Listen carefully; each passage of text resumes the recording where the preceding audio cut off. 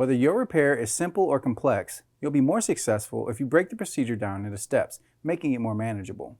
I'll take you through this part replacement repair one step at a time. To replace the pre-wash cap in your LG washer, if applicable, pull out the detergent container. Then push down on the push tab and remove the detergent assembly.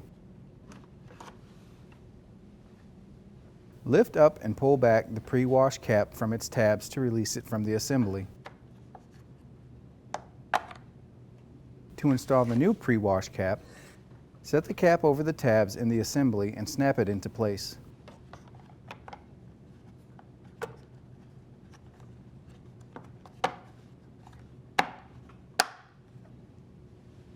Align the assembly and push in until it snaps into place.